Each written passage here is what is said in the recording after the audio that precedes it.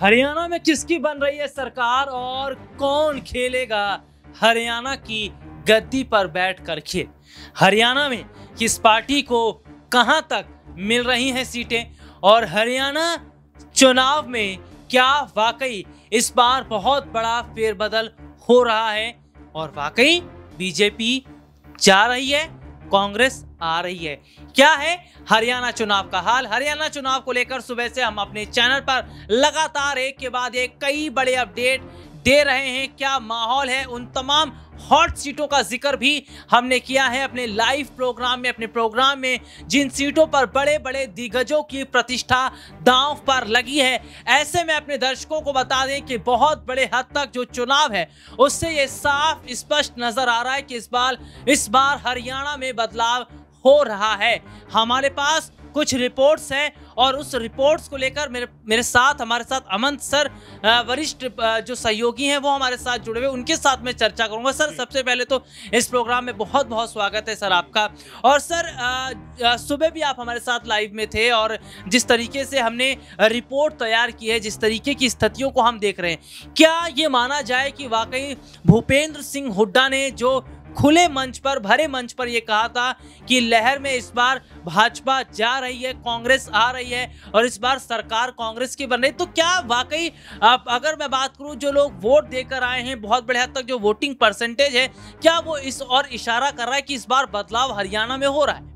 देखिए राहुल, जाहिर बात है, महत्वपूर्ण सवाल भी आपका है कि जिस तरह से वोटिंग हो रही है, जिस तरह से लोग घरों से निकल के बाहर आए हैं, तो बिल्कुल इसमें कोई संदेह नहीं है कि बदलाव की जो बयार है वो हरियाणा में बहने वाली है। और जो लगातार 10 साल से सत्ता में काबिज हैं, ऐसा लग रहा है अनुमानित तौर पर, अगर लोगों की प्रतिक्रिया की बात करें, उनके नज़रिए की बात करें, कि बीजेपी के लिए इस बार कोई बड़े मौके नहीं है। खुद उनके नेताओं के बीच में तालमेल का अभाव है। खुद वो बेहतर जो एक कह सकते हैं कि बीजेपी को आगे लेके जाना चाहिए, उसको आगे लेके जाने में असक्षम साबित हो रहे हैं। यही वजह है कि पीएम मोदी से लेकर अमित शाह तक और अमित शाह से लेकर जेपी नड्डा तक इतनी रैलियों में इन्वॉल्व नजर नहीं आए, इतनी शिद्दत के साथ में हरियाणा का चुनाव नहीं लड़ा जिस तरह से लड़ा जाना चाहिए था, क्योंकि शायद बीजेपी को अंदाजा हो गया था कि हरियाणा में अब उनकी दाल गलती हुई नजर नहीं आ रही, क्योंकि यहाँ पर कांग्रेस पार्टी ने जिस ताकत के साथ में और जिस बुद्धिमानी के साथ में रणनीति को बनाया है, तमाम जो कह सकते हैं कि जमीनी स्तर पर लोगों को साधा है, वो अपने आप में एक कहानी बयां करता है कि कांग्रेस पार्टी ने आधा मैदान मार लिया है। अब जब 8 तारीख को रिजल्ट सामने आएगा राहुल, उस समय पता चलेगा कि क्या वाकई में कांग्रेस पार्टी की एक तरफा जीत हो रही है या फिर बीजेपी की उम्मीदें कहीं ना कहीं जिंदा कह सकते हैं इस तरीके से कहीं पे नजर आएंगी। सर मैं कुछ हॉट सीट का जिक्र करना चाहूंगा। ये हॉट सीट बहुत ज्यादा अपने आप में इसलिए भी मायने रखती है क्योंकि बड़े बड़े चेहरे इन हॉट सीट पर उतरे हैं और माना जा रहा है कि यहाँ से कईयों को बड़ा नुकसान हो रहा है। उनमें नायब सिंह सैनी भी हैं। इसमें अगर बात करूं अनिल विज के लिए भी मुश्किलें बढ़ रही हैं। और उन हॉट सीट का थोड़ा सा जो जिक्र है वो मैं अपने दर्शकों को कर दूं। इस विधानसभा चुनाव में जो सबसे ज्यादा चर्चित सीट है वो है कुरुक्षेत्र जिले की लाडवा, जहां से नायब सिंह सैनी चुनावी मैदान में है। यहां पर कांग्रेस के जो प्रत्याशी हैं उनको जो है यहां पर उतारा गया है। और सीधे तौर पर अगर मैं बात करूं कि जिस तरीके से देखने को मिला था कि मेवा सिंह एक बड़ी टक्कर जो है वो देते नजर आएंगे नायब सिंह सैनी को। और दूसरी तरफ अगर बात करूं लाडवा के अलावा भूपेंद्र सिंह हुड्डा की जो सीट है वो भी सबसे बड़ी हॉट सीट मानी जा रही है। घड़ी सांपला किलोई, यहां से माना जा रहा है कि उनकी एक बड़ी जीत होती नजर आएगी। लेकिन सबसे बड़ी बात है, अगर मैं यहां पर देख रहा हूं अनिल विज अंबाला कैंट जो सीट है, यहां पे त्रिकोणीय मुकाबला देखने को मिल रहा है। जुलाना सीट जहां पर विनेश फोगाट को बड़ी जीत की बात बताई जा रही है। गोपाल कांडा सिरसा भी इस सीट में, इस चुनाव में हॉट सीट पर है। और यहाँ पर अगर बात करूँ तो ये देखा जा रहा है कि सिरसा सीट पर भी खेल जो है वो अलग तरीके का दिखाई दे रहा है। सावित्री जिंदल, इन्हें हम नहीं भूल सकते, बीजेपी ने इन्हें टिकट नहीं दिया। ये जो है फिर उसके बाद निर्दलीय चुनाव में उतरती हैं। और सबसे बड़ी बात है अमीर परिवार से हैं और हिसार जो कि हाई प्रोफाइल सीट है। और सबसे बड़ी बात सर अगर मैं कहूँ तो 2 से 3 सीटों का जिक्र मैं यहाँ पर आपसे करना चाहूँगा।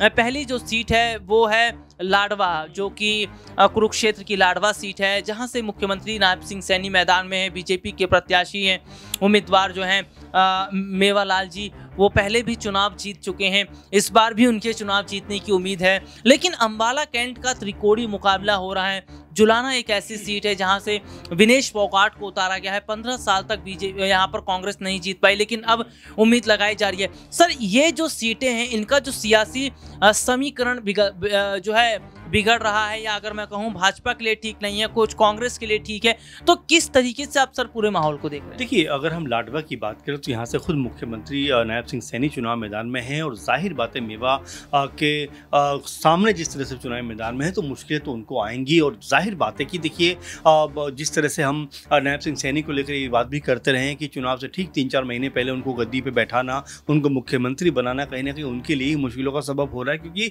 9.5 साल तक मुख्यमंत्री के पद पर मनोहर लाल खट्टर रहे हैं। तो ऐसे में उनकी तमाम जो कह सकते हैं नाकामियां हैं या असफलताएं हैं, वो कहीं ना कहीं अब नायब सिंह सैनी के सर पर आकर बन गई हैं, और इसी वजह से कहीं ना कहीं वो जो काफ़ी कह सकते हैं कि परेशान भी दिखाई पड़ते हैं। अगर उनका आप चेहरे को गौर से देखें तो लगातार असहज नजर आते हैं, और यही वजह है कि ऐसा लग रहा है कहीं लाडवा की सीट खुद जो मौजूदा मुख्यमंत्री हैं नायब सिंह सैनी वो हारते हुए नजर ना आ जाएं। अगर आप अनिल विज की बात करते हैं, बड़े नेता हैं, और जाहिर बात है जिस तरह बयानबाजी करते हैं राहुल, वो ये बताता है कि किस तरह से वो खुद को बीजेपी में मजबूत रखना चाहते हैं। वो कहते हैं कि भाई अगर मैं मुख्यमंत्री होता तो यहाँ पर बहुत कुछ बदलता हुआ नजर आता, सीएम बनने की बात वो करते हैं। तो ये तमाम ऐसे उदाहरण हैं जो कि बता रहे हैं कि बीजेपी के नेताओं के बीच में तालमेल अच्छा नहीं है। जुलैना की बात आप कर रहे हैं, जाहिर बात है कि वहाँ पर विनेश फोगाट को लेकर जिस तरह से इमोशनल लोग होते हुए दिखाई पड़ रहे हैं, उनके पक्ष में जहाँ भी हम बात करते हैं उनके पक्ष में लोग जाते हुए नजर आते हैं, वो अपने आप में ये बताता है कि ज़मीनी स्तर पर किस तरह से विनेश फोगाट को लेकर लोगों में एक इमोशनल कनेक्टिविटी है। क्योंकि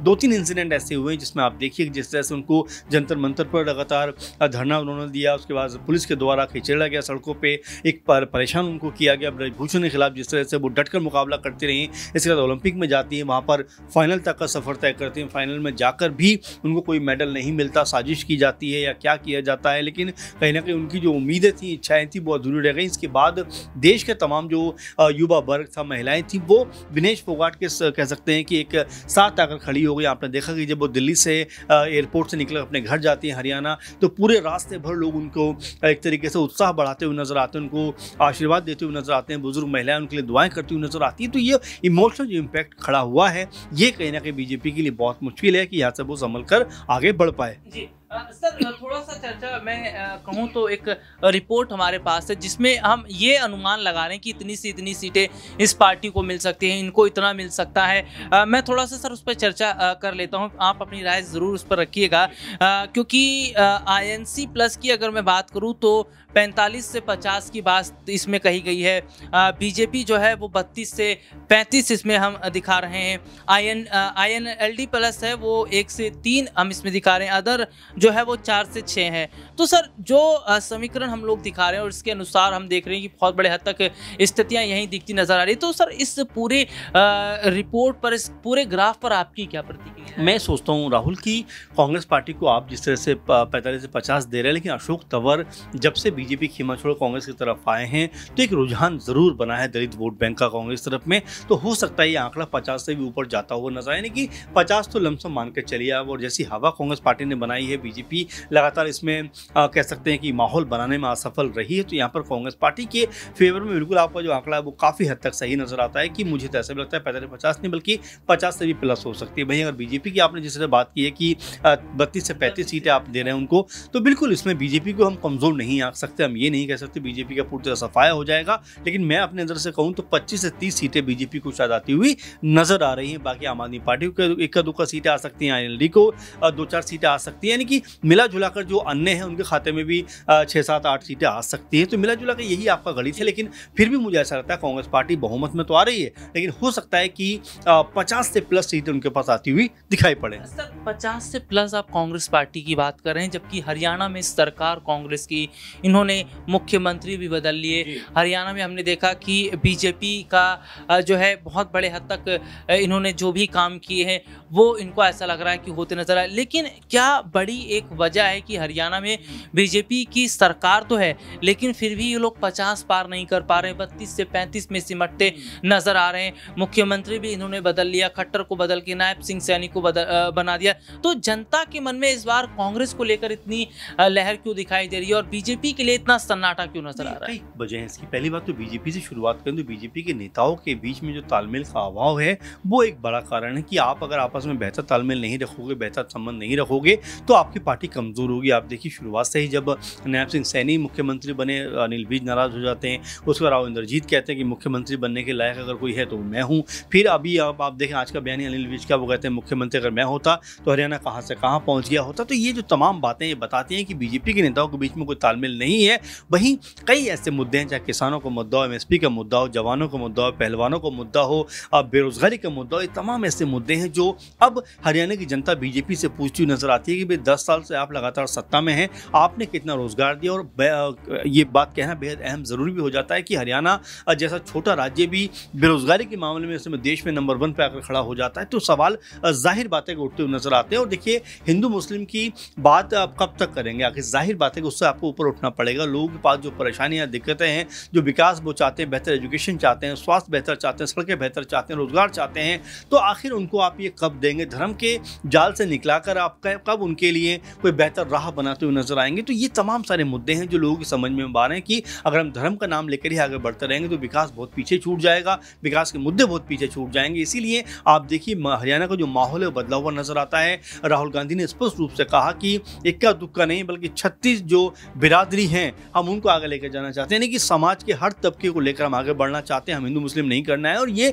एक महत्वपूर्ण बात होती जा रही है कि कब तक आखिर आप धर्म के नाम पर, राम मंदिर के नाम पर या तमाम चीज़ों के नाम पर वोट मांगते रहेंगे। अब लोग भी समझ चुके हैं कि भाई इससे ऊपर उठना पड़ेगा, हमारे बच्चों को बेहतर रोजगार कैसे मिले, अच्छी एजुकेशन कैसे मिले, बेहतर स्वास्थ्य कैसे मिले, इसके ऊपर काम करना चाहिए। तो ये तमाम मुद्दे इसके ऊपर अब ऐसा लगता है बीजेपी घिर रही है, इसीलिए कांग्रेस पार्टी आगे बढ़ती हुई दिखाई पड़ रही है। बहुत बहुत शुक्रिया सर आपका। और देखिए सर ने ये बताने की कोशिश की और ये बताया भी कि हरियाणा में बीजेपी पिछड़ क्यों रही है, क्योंकि आप नौजवानों की बात नहीं करते, आप शिक्षा की बात नहीं करते, आप अग्निवीर की बात नहीं करते, आप महिलाओं की बात नहीं करते, आप पेंशन की बात नहीं करते, आप केवल मुख्यमंत्री बदलने का काम करते। तो हरियाणा की जनता ये कह रही कि हमें मुख्यमंत्री बदलने से साफ फर्क नहीं पड़ता, आप हरियाणा में कितना काम कर रहे हैं इसका फर्क पड़ता है। और मुझे ऐसा लग रहा है कि शायद इस बार बीजेपी को हरियाणा में विधानसभा चुनाव में झटका लग रहा है, तो इसका कई और आगामी समय के चुनावों पर भी असर पड़ेगा। क्योंकि बता दें बिहार में भी चुनाव है, महाराष्ट्र में भी चुनाव है,